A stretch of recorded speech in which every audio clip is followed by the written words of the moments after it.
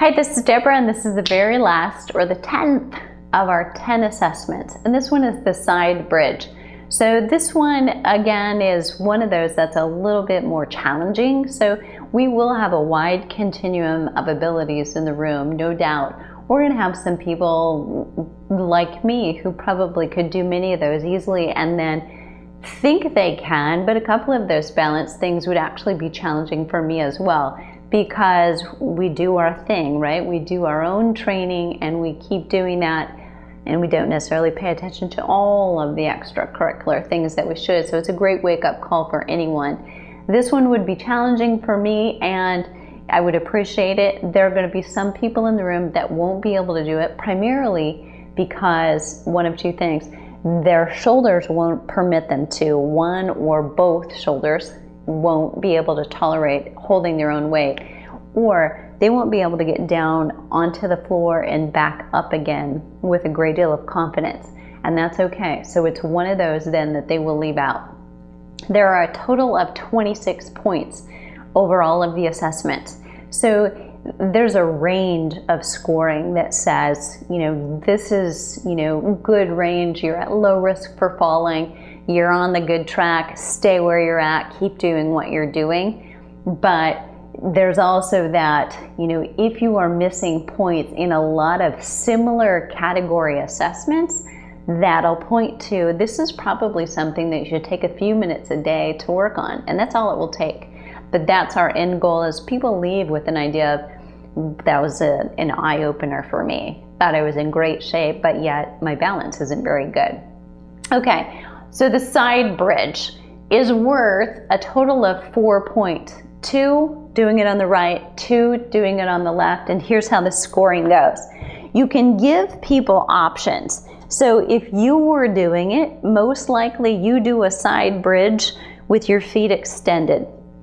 For them, we're going to give them the test instructions with their knees bent, and all they need to lift is here. So they're raising up, they have their spine in a straight line. So the line you're looking for is from the crown of their head down to their knees is straight. So watch for hip flexors, that they're not back here, that they have their hips extended here, and that they're not sagging and dropping their hips down. So you're looking for a nice, clean, straight line here down, but also from the outside, straight here.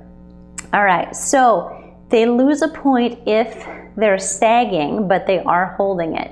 They lose a point if they're not able to hold it here. So really, if they can't hold it on their shoulder, they're gonna lose 2 points because they can't perform it at all.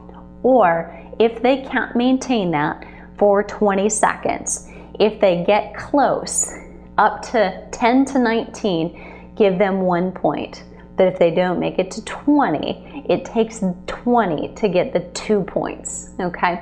So the instruction is, I want you to come up, support yourself to get up, and then place your hands on your hips, and I want you to hold that until, or as long as you can, or until I say stop.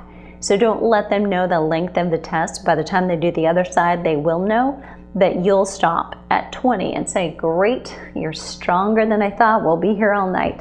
And then have them turn around and remind them 2 small things, that when they begin, the elbow, the instruction you have on your paper says, place the elbow right underneath the shoulder. What I've learned is that you want them to place that shoulder or that elbow a little closer than directly under the shoulder, because as you lift up, you can almost see it, but there's just barely a shift here that actually puts some impingement risk on my shoulder. If I'm out here already, now I'm going to be further out here. So if I really exaggerate, you can see it.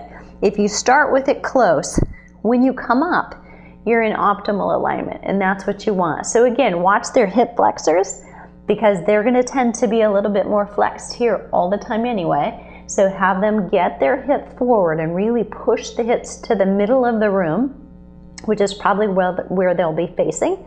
Hand on their hip, you're looking for the straight line, both down their body this way and straight top of the head to the knees. 20 seconds. You can whistle, sing, talk to them, do a little jig, anything you need to do to entertain them, but watch your clock so you know you've hit 20, and then tell them, great job, and you're done.